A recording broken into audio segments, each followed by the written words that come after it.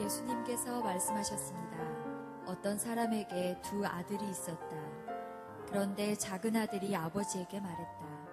아버지, 제가 받을 몫의 재산을 주십시오. 그러자 아버지는 재산을 두 아들에게 나누어 주었다. 며칠 뒤에 작은 아들은 모든 재산을 모아서 먼 마을로 떠나버렸다.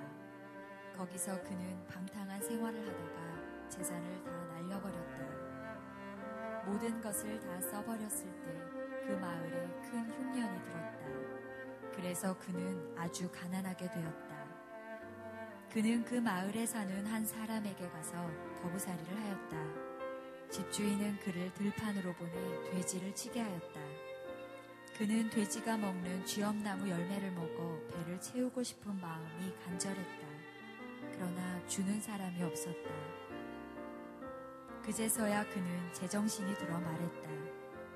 내 아버지의 품꾼들에게는 양식이 풍족하여 먹고도 남는데 나는 여기서 굶어 죽는구나. 일어나 아버지께 돌아가 말해야겠다. 아버지, 저는 하나님과 아버지 앞에 죄를 지었습니다. 저는 더 이상 아버지의 아들이라고 불릴 자격이 없습니다. 저를 아버지의 품꾼 가운데 하나로 여기십시오. 그 아들은 일어나 아버지에게로 갔다. 그 아들이 아직 먼 거리에 있는데 아버지가 그를 보고 불쌍히 여겨 달려가 아들을 끌어안고 입을 맞추었다. 아들이 아버지에게 말하였다. 아버지, 저는 하나님과 아버지 앞에 죄를 지었습니다. 저는 아버지의 아들이라고 불릴 자격이 없습니다. 그러나 아버지는 종들에게 말했다. 서둘러 가장 좋은 옷을 가져와서 아들에게 입혀라. 또 손가락에 반지를 끼워주고 발에 신발을 신겨라. 그리고 살찐 송아지를 끌고 와서 잡아라. 우리가 함께 먹고 즐기자. 내 아들이 죽었다가 다시 살아났고 잃어버렸다가 다시 찾았다. 그래서 그들은 함께 즐기기 시작하였다. 그때 큰아들은 밭에 있었다. 그가 돌아와 집 가까이 다가왔을 때 음악소리와 춤추는 소리를 들었다. 그는 종 하나를 불러 무슨 일인지를 물어보았다. 종이 아우님이 돌아오셨습니다. 무사히 건강하게 아우님이 돌아왔기 때문에 주인 어른께서 살찐 송아지를 잡았습니다. 하고 대답했다. 큰아들은 화가 나서 집에 들어가려고 하지 않았다. 그의 아버지가 밖으로 나와 큰아들을 달랬다. 큰아들은 아버지에게 말했다. 보십시오. 저는 수년 동안 아버지를 섬겨왔습니다. 그리고 한 번도 아버지의 명을 어기지 않았습니다. 그런데 아버지께서는 한 번도 저를 위해서 친구들과 즐기라고 염소 새끼 한 마리도 주신 일이 없었습니다. 그런데 창녀들과 함께 아버지의 재산을 다 써버린 아들이 집에 돌아오니까 아버지께서는 그를 위해 살찐 송아지를 잡으셨습니다. 아버지가 그에게 말했다. 아들아, 너는 언제나 나와 함께 있었으니 내가 가진 모든 것이 내 것이 아니냐. 내 동생은 죽었다가 다시 살아났고 잃었다가 다시 찾았으니 우리가 즐거워하고 기뻐해야 하지 않겠느냐.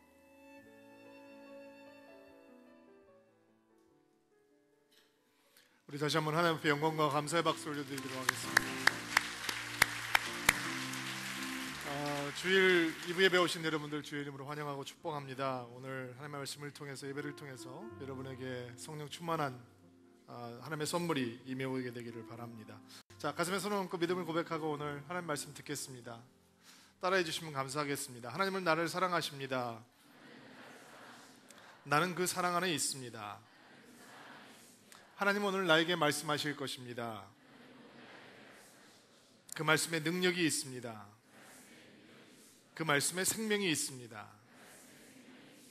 나의 마음을 하나님께 열겠습니다. 나의 생각을 예수님께 집중하겠습니다. 들은 만큼 변합니다. 들은 만큼 행복해집니다. 예수님 앞에 많은 죄인들과 세리들이 모여들었습니다. 보통 성경에서 세리라는 말이 나오면 로마 정부를 위해서 일을 하고 있는 매국노 집단이라고 여겨졌기 때문에 종교인들은, 율법을 배우고 있는 사람들은 교제하지 않았습니다. 또 성경에 등장하는 죄인이라고 하는 말이 주로 창기들을 일컫는 말이었기 때문에 예수님 주위에 어떤 부류의 사람들이 지금 모여 있는가 하면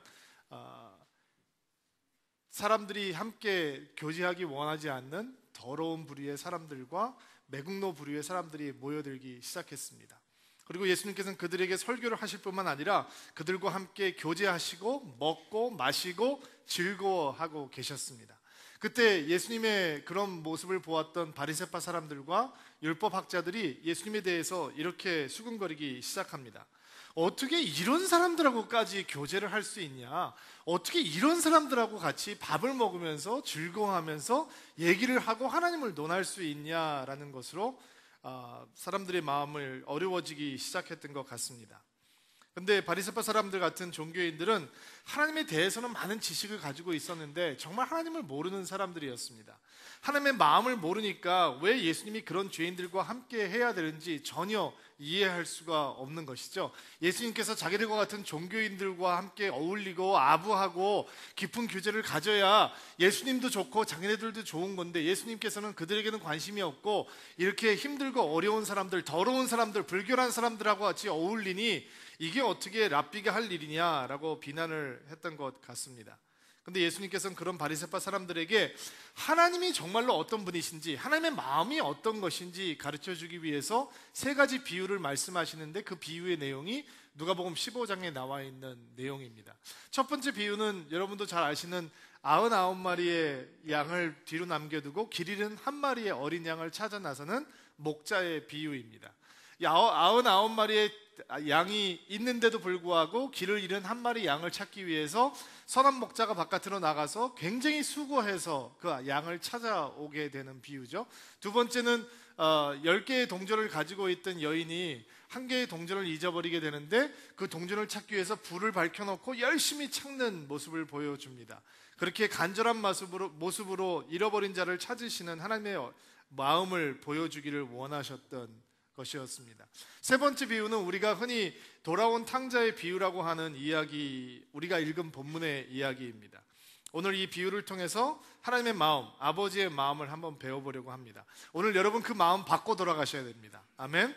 여러분 그 마음을 받고 여러분 안에 그 마음이 쑥 들어와서 여러분의 삶에 이 마음 때문에 좀 변화가 있는, 은혜가 있는 한 주간이 되기를 바랍니다. 이야기는 이렇게 시작되죠. 한 아버지에게 두 아들이 있었습니다. 어느 날 둘째 아들이 와서 말도 안 되는 요구를 합니다. 12절 말씀 같이 한번 보겠습니다. 시작.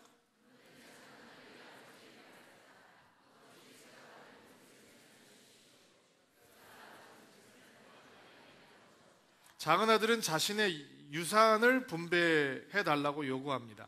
근데 이게 문화적으로 용납이 안 되는 행동인 거예요. 그 당시 고대 근동 아시아 문화권에서 살고 있는 아들이 살아있는 아버지에게 나에게 재산을, 유산을 분배해 주십시오라고 얘기하는 것은 용납될 수 없는 행동이었어요.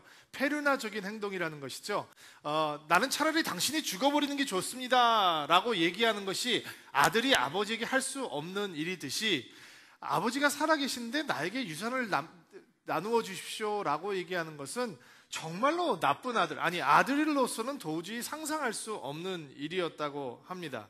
그런데 작은 아들에게는 아버지가 자기의 재산을 움켜쥐고 있는 존재에 불과한 거예요.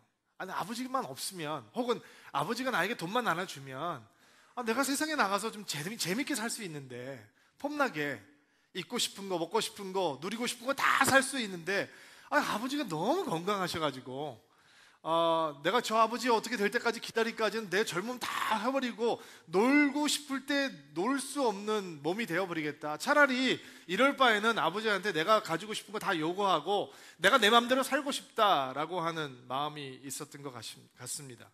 정말 멋지게 세상을 즐기고 싶은데 아버지는 그저 걸리적거리는 존재에 불과했던 것이죠. 이 작은 아들에게 아버지는 전혀 중요하지 않습니다.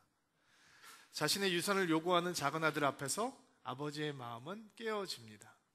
아버지를 떠나고 싶습니다 라고 하는 아들의 요구에 아버지의 마음은 무너져 버리는 것입니다. 그럼 아버지는 어떻게 할까요? 13절 말씀 한번 읽어볼까요? 시작.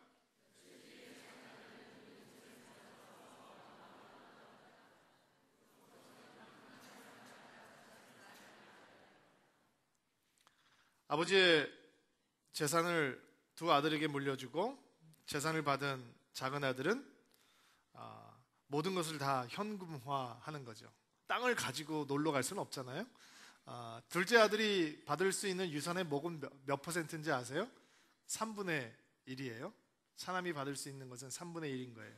그리고 쉽게 지닐 수 있는 현금과 금으로 아마 다 바꾸지 않았을까 생각을 해봅니다.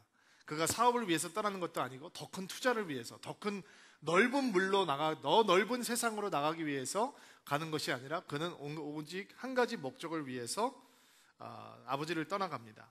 방탕하게 생활하기 위해서, 온갖 것들을 다 즐기기 위해서 떠나가는 것입니다.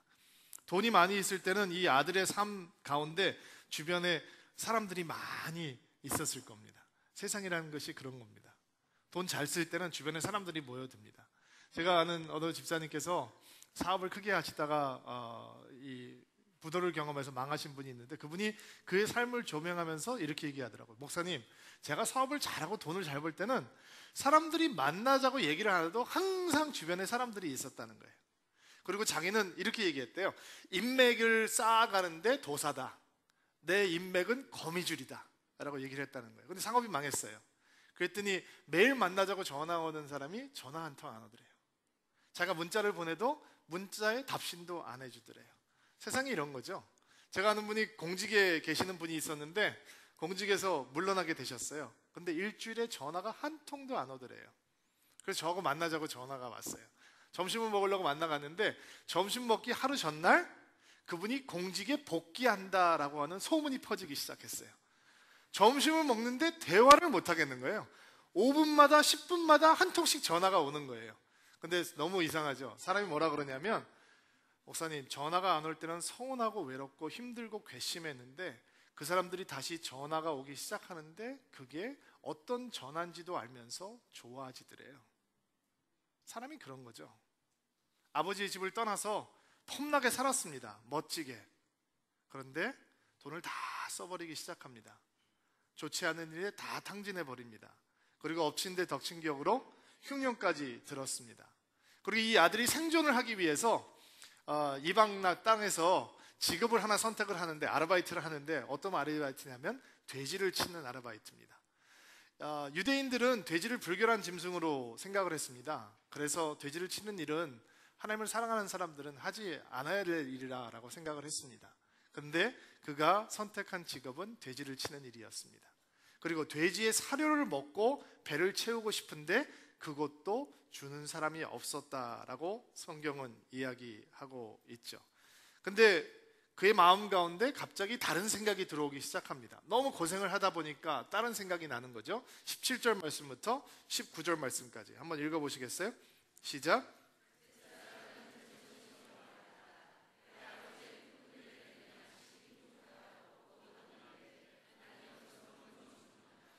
일어나 아버지께 돌아가야 말해야겠다.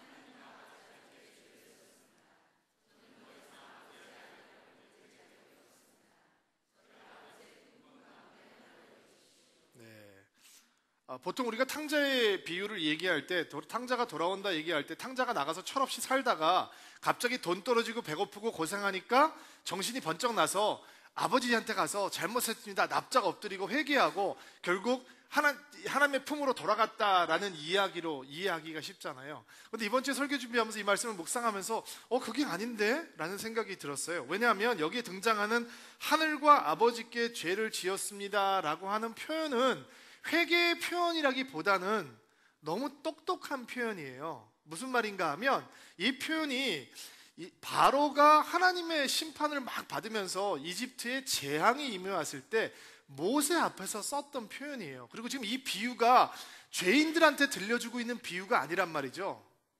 세리와 창기들한테 지금 하고 있는 설교가 아니고요. 예수님께서 율법의 정통에 있던 율법 학자들에게 구약을 통으로 외우고 있던 바리새파 사람들에게 하나님이 어떤 분인가 알려주기 위해서 설교를 하고 계시는 거예요. 그러니까 우리는 지금 내가 하나님께 아버지께 죄를 지었습니다 라고 하는 표현을 들으면서 이 사람이 회개를 하는구나 라고 생각을 하겠지만, 바리새파 사람들과 율법 학자들은 그 표현 바로가 어떻게 그 위기를 모면해 보려고 썼던 말인데 라고 하는 것을 단번에 알아차렸을 거예요.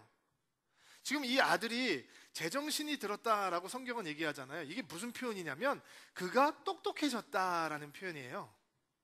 그러니까 이 아들이 너무 잔머리가 빨리 돌아가서 아버지의 재산이 얼마고 내가 이 재산들을 받으면 어떻게 할 수 있다, 잔머리가 다 돌아가서 견적이 나와서 아버지 유산 주세요 라고 요구를 할 만큼 똑똑했던 사람이었던 것처럼, 지금 돼지의 사료를 먹고 싶은데 그것을 받을 수 없는 처참한 상황 속에서 계산이 빨라졌다는 거예요. 어떤 계산이요? 아버지 집에 가면 하인들도 제대로 먹고 사는데, 그러면 아버지 집으로 돌아가자. 지금 이 아들은 아버지를 모르는 거예요. 왜냐면 아버지를 안다면 아버지, 나는 아버지의 아들 자격이 없습니다 라고 얘기할 수 없는 거예요. 나는 아버지의 아들이라 불릴 수 있는 자격을 상실한 사람입니다 라고 얘기할 수 있는 것은 아버지가 어떤 사람인지 모르는 아들만 얘기할 수 있는 거예요. 아버지를 제대로 알면 아버지 나 돌아왔어요 라고 타고 달려가야 되는데, 그는 지금 아버지에게 돌아가고 싶은 것이 아니라 아버지의 집에 있는 풍성함을 다시 누리고 싶은 거예요. 그 하인들도 누리고 있는 풍성함. 내가 여기서 지금 뭐하고 있지? 내 아버지 집에 가면 머슴들도 잘 먹고 잘 사는데, 그러면 내가 아버지의 집에 가서 머슴처럼 살면 되는 거지 라고 견적이 나온 거예요. 그리고 그가 아버지 집에 돌아와요. 작은 아들이 돌아옵니다. 20절 말씀 한번 보겠어요? 시작.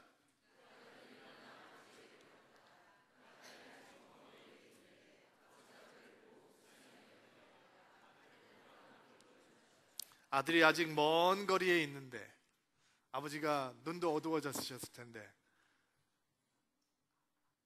갈급한 것은 아들인데 왜 아버지가 먼저 달려올까요? 아버지는 항상 거기를 보고 계셨어요. 작은 아들이 아버지 곁을 떠난 다음에 오늘은 돌아올까? 내일은 돌아올까? 언젠가 돈이 떨어지면 돌아올 텐데, 아버지는 항상 아들이 들어올 통로를 보고 계셨어요. 그게 아버지 마음인 거죠. 그게 하나님의 마음이었던 거예요. 어떤 그림자가 쑥 솟아오르는데 쭈삣쭈삣한 포멍을 보니까 거지 같은 몰골을 하고 돌아오는 것을 보니까 분명히 자기 아들 같은 거예요. 그리고 아버지는 달리기 시작해요. 옛날에 조선시대의 양반들은 달리지 않았죠? 뛰지 않았어요. 뛰는 것은 수치스러운 일이었어요. 고대 근동아시아도 마찬가지였어요. 어른들은 뛰지 않았어요. 근데 아버지가 치렁치렁한 옷을 입고 달려가기 시작해요. 왜 그런지 아세요? 그 당시 문화를 연구하던 학자들이, 고대 근동아시아 문화를 연구하던 학자들이 그 부족 사회에는 이런 작은 아들 같은 사람들을 처단하는 그런 룰이 있었다는 거예요.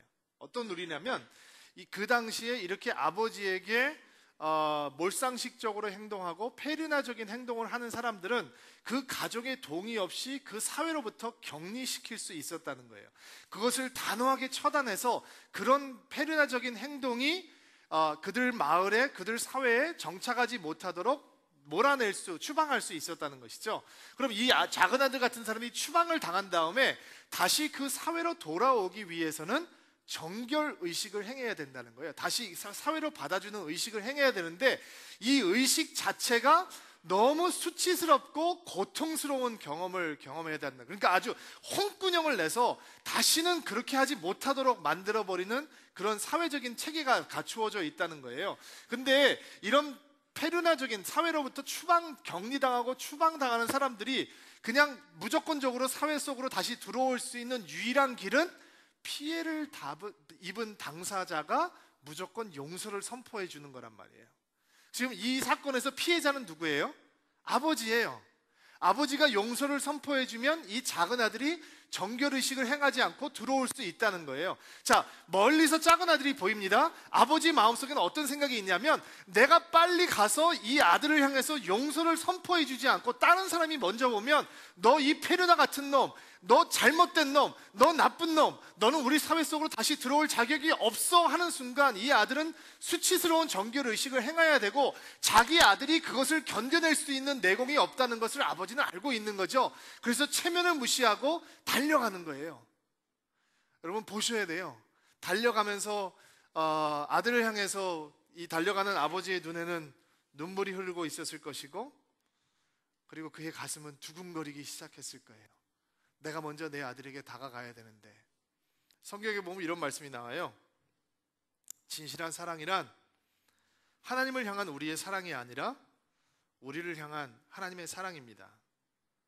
하나님은 당신의 아들을 보내셔서 우리의 죄를 위해 화목제물이 되게 하셨습니다. 그런데 그리스도께서 우리가 아직 죄인 되었을 때에 우리를 위해서 죽으셨습니다.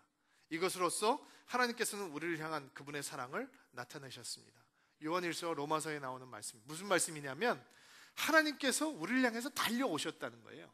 우리가 어떤 관심도 하나님을 향해서 가지고 있지 않을 때, 우리는 하나님을 그리워하지 않을 때, 우리는 하나님을 사랑하고자 하는 마음을 가지고 있지 않을 때, 우리가 나에 대해서만 관심이 있고 하나님에 대해서는 어떤 마음도 가지고 있지 않을 때 하나님께서 먼저 달려오셨다는 거예요. 우리를 위해서 우리를 찾아오시고 우리를 안으시고 우리를 받아주시고 우리를 사랑해 주셨다라는 거예요. 이런 달려오는 하나님의 마음, 이 아버지 속에서 우리가 보게 되는 것입니다. 아버지가 와서 아들을 끌어안고 기뻐하고 부둥켜 안는데 이 작은 아들이 준비해온 대사가 있었어요. 연습해온 대사 있잖아요.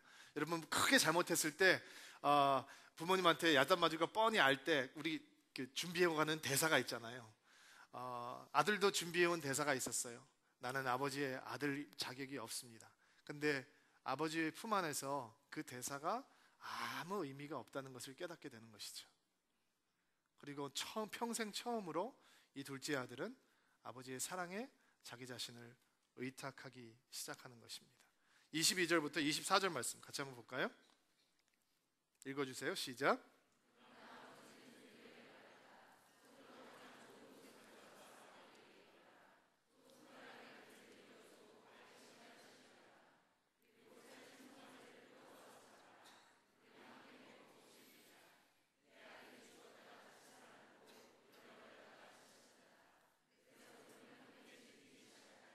좋은 옷을 입히고 가락지를 끼우고 발에는 좋은 신을 신기고 송아지를 잡아다가 잔치를 벌이자라고 명령을 합니다. 죽었던 아들이 다시 살아났다 즐거워하면서 잔치를 베푸는 것이죠.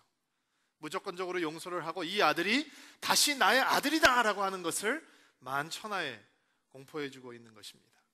여기까지는 해피엔딩이에요. 근데 이 기쁨의 자리에 기쁘지 않은 영혼이 있었어요. 누구였죠? 살찐 송아지? 큰아들이죠. 큰아들. 25절부터 28절 말씀, 그 큰아들의 모습을 볼게요. 우리 또 돌아가면서 한 절씩 읽을게요.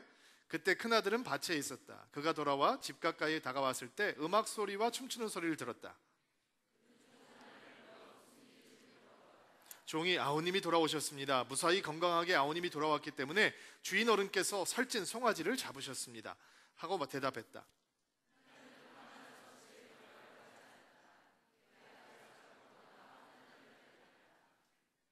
여느 때와 같이 들에 나가서 일을 하고 있던 큰아들, 그는 무거운 마음으로 집으로 돌아오고 있었습니다. 아마 작은 아들이 떠난 다음에 아버지의 얼굴에서는 미소가 사라졌을 것입니다. 크게 웃는 것도 자제했겠죠.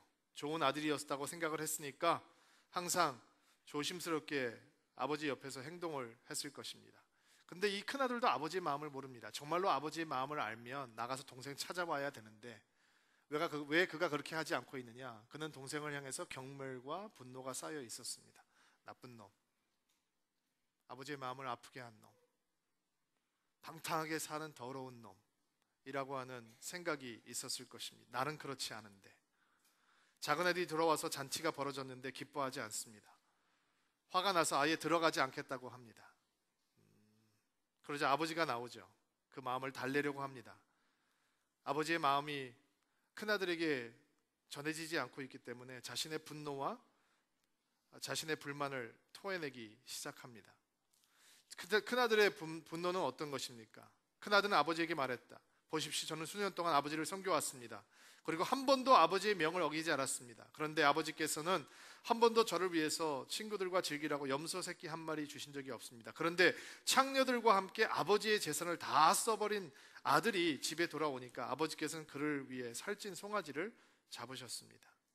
작은 아들이 아버지를 돈이나 나누어 주는 정도의 아버지로밖에 생각을 안 했다면, 큰아들은 아버지를 자신을 종처럼 부려먹고 일이나 시키고 아무런 보상도 해주지 아니하는 그런 구두쇠 같은 존재로 생각하고 있었습니다. 큰아들은 아버지가 무섭습니다. 서운합니다. 그리고 자신이 철저하게 이용당하고 있다고 생각을 했습니다. 그리고 나아가서 자신은 아버지를 위해서 희생하고 있다라고 믿고 있는 것입니다. 그가 아버지의 아들, 내 동생이라고 부르지 않고 아버지의 아들이라고 부르고 있는 것을 보면 동생을 향한 마음도 차디찬 마음이라는 것을 엿볼 수 있습니다. 아버지를 거부하고 떠나갔던 둘째 아들이나 아버지 옆을 한 번도 떠나지 않았지만 한 번도 아버지 마음에 연합하지 못했던 첫 번째 아들이나 아버지의 마음을 모르기는 마찬가지였습니다. 한 탕자는 집을 떠나간 탕자였고 한 탕자는 집에 머물러 있는 탕자였습니다. 그를 향한 아버지의 마음을 한번 들어보시겠어요? 31절 말씀 같이 한번 읽어볼게요. 시작.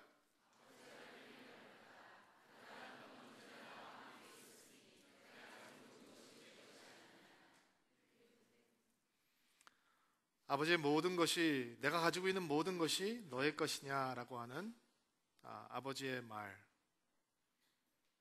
염소가 문제냐, 염소 새끼가 문제냐, 내가 가지고 있는 모든 것 너의 것이야.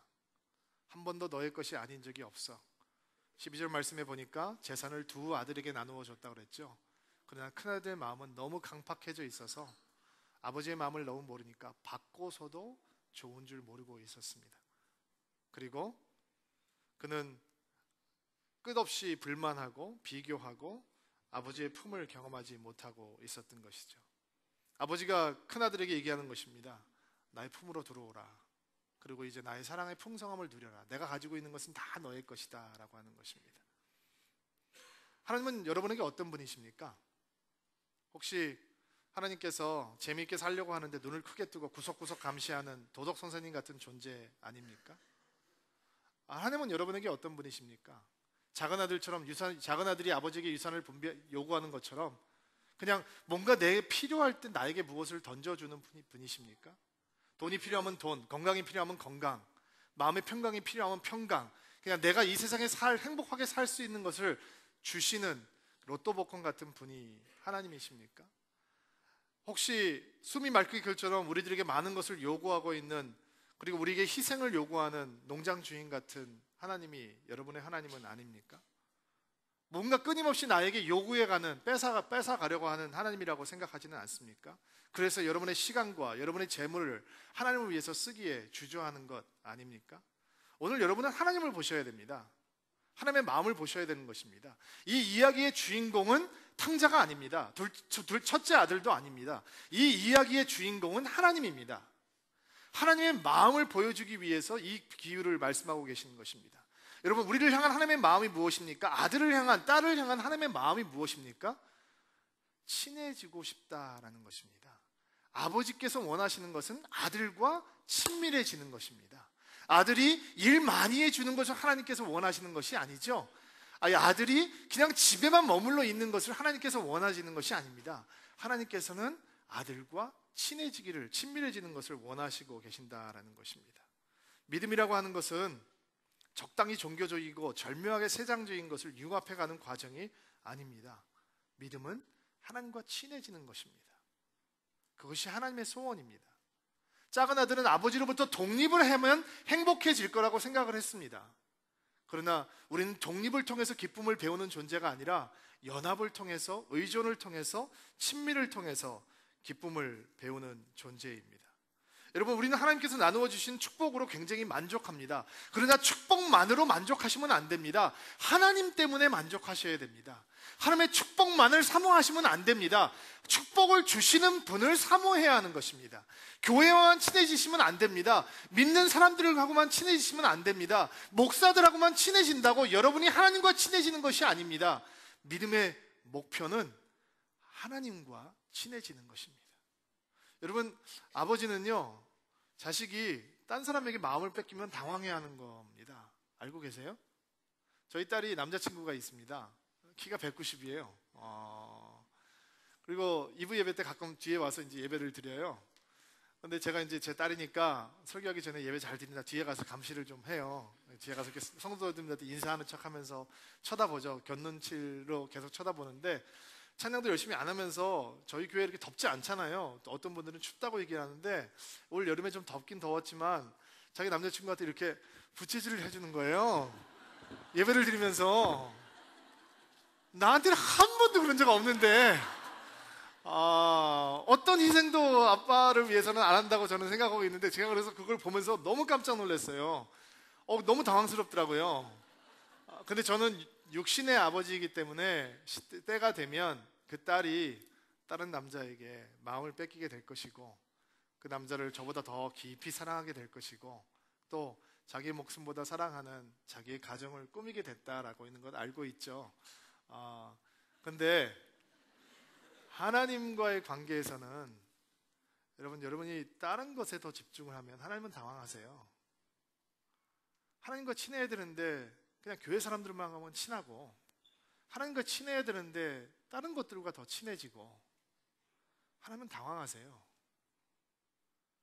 여러분, 교회 일주일에 한 번 오신 다음에 어떻게 하나님과 친해지려고 하세요? 여러분, 저하고 친해지려면 자주 만나셔야 될 거 아니에요. 하나님 자주 못 만나시면서 어떻게 친해질 거라고 생각하고 계세요? 이런 질문으로 바꿔볼까요? 여러분, 하나님과 친하시나요? 하나님과 친해고 싶다라고 하는 마음 가져보셨나요? 그 마음이 들었으면 아무것도 안 하고 어떻게 하나님과 친해질 수 있다고 생각하시죠?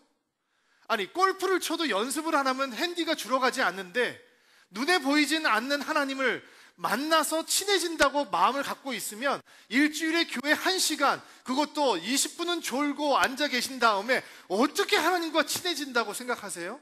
하나님께 친해지겠다라고 하는 마음이 그렇게 간단한 거 아니죠. 그것은 죄를 가진 사람이 성령의 감동이 아니면 들 수 없는 생각인 거죠. 하나님께서 아들을 향해서 가지고 계시는 마음이 뭐냐? 나는 너와 친해지고 싶다는 거예요. 그러면 집중하셔야죠. 여러분의 시간도, 여러분의 열정도, 여러분의 마음도 하나님 앞에 드리는 연습을 하셔야죠. 왜냐하면 그것이 하나님께서 원하시는 것이니까. 한번 따라해 보세요. 나는 하나님과 친해지고 싶습니다. 이것이 여러분의 기도가 되기를 주의 이름으로 축복합니다. 그 이름 놓치지 않게 되기를 원합니다. 오늘 가면서 옆에 있는 사람들한테 다 얘기하세요. 지난주에 어떤 분들이 그러시더라고요. 지난주에 설교 듣고 식사하시면서 뭐 하나님 건데 뭐 다 제가 그렇게 하라고 그랬더니 정말로 나가서 밥 먹으면서 하나님 거라고 얘기했다고 얘기를 듣고 저도 웃었는데, 오늘은 여러분께서 하셔야 되는 말씀은 이 말씀이에요. 옆에 있는 아내들에게, 남편들에게, 친구들에게 나 하나님과 친해지고 싶어. 하나님과 친해지고 있으면 좋겠어 라고 고백하는 한 주가 되기를 주의 이름으로 축복합니다. 우리가 들어야 되는 하나님의 마음의 소리는, 하나님께서는 잃어버린 것을 다시 찾기까지 하나님의 슬픔은 없어지지 않는다라고 하는 소리입니다. 여러분, 아버지가 슬퍼하고 계세요. 작은 아들이 돌아오지 않기 때문에, 작은 아들을 잃어버렸기 때문에. 큰 아들이 있다고, 큰 아들이 좋은 아들이라고, 큰 아들이 작은 아들이 뭐까지 해주고 있다고 그 아버지의 마음이 풀리는 게 아니에요. 저희 아내가 결혼 반지 다이어가 빠졌어요. 결혼한 지 얼마 안 됐을 텐데, 어느 날 보니까 이렇게 결혼 반지를 끼고 있었는데 그 가운데 있는 다이어가 없이 빈 반지를 끼고 다니는 거예요. 그것도 모르고. 어디 갔어? 그러니까 너무 깜짝 놀란 거죠. 너무 속상한 거는 말로 할 수 없죠. 미국에서는 카펫을 쓰잖아요. 카펫에 어디 껴있을까 봐 온 집을 저하고 저희 아내가 무릎 꿇고 손가락을 다 집어넣어가면서 찾아다녔어요. 여러분도 그럴 거예요. 진짜 땅바닥만 쳐다보고 다녔어요. 근데 못 찾았어요. 너무 속상해요. 근데 저희 아내가 이제 저한테도 미안하고 마음이 속상하니까 바깥에 나가서 막 찾아보고 다녔나 봐요. 근데 여러분, 바깥에서 다이아를 찾을 수 있는 확률이 몇 %겠어요? 0이라고 생각해요. 근데 어느 날 저희 아내가 다이아를 들고 왔어요. 근데 자기 다이아는 아니고 너무 마음이 안타까워서 바깥에 땅을 쳐다보고 다니다가 뭐 반짝반짝거리는 거 있어서 주웠는데 그게 진짜 다이아몬드인 거예요. 가서 감정을 받았는데, 여러분들 땅 쳐다보고 다니세요. 많이 떨어졌을지 몰라요. 보석상에 가서 감정을 받았는데 자기 거만큼 예쁜 다이아는 아니지만 진짜 다이아몬드를 주신 거예요. 근데 원래 다이아몬드 잊어버린 거에 서운함은 그거 주웠다고 회복되지가 않더라고요. 주웠는데 좋아하지도 않아요. 그냥 다이아래. 저도 그래? 근데 한참 지난 다음에, 몇 주가 지난 다음에 제가 제 서재에서 그 다이아몬드를 찾았어요. 그래서 그거를 주니까, 여러분처럼 잃어버린 것들을 찾으니까 저희 아내가 소리를 지르면서 좋아하는 거예요. 여러분, 작은 아들이 돌아오기까지 아버지의 기쁨은 회복이 안 되는 거예요. 아버지의 마음을 안다면 아들은 가서 둘째 아들 찾아왔어야 되는 거예요. 그것이 아버지의 마음을 기쁘게 하는 것이죠. 아버지 집에서 잔치가 벌어져요. 모든 사람들이 기뻐하고 있어요.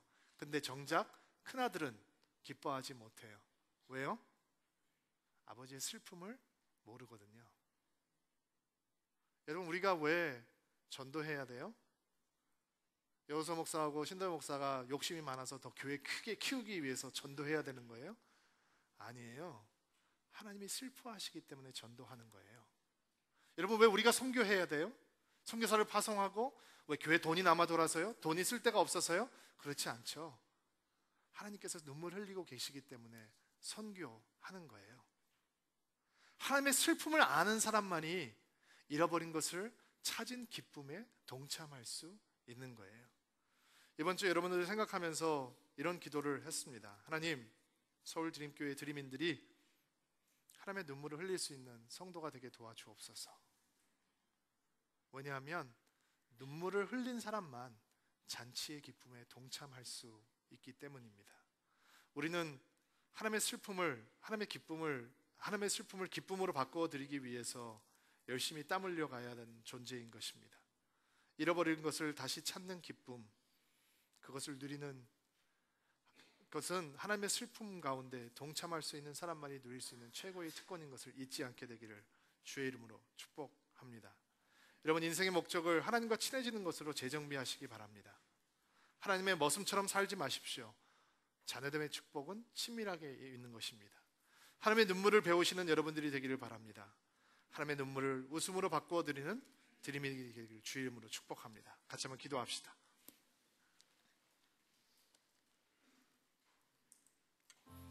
하나님,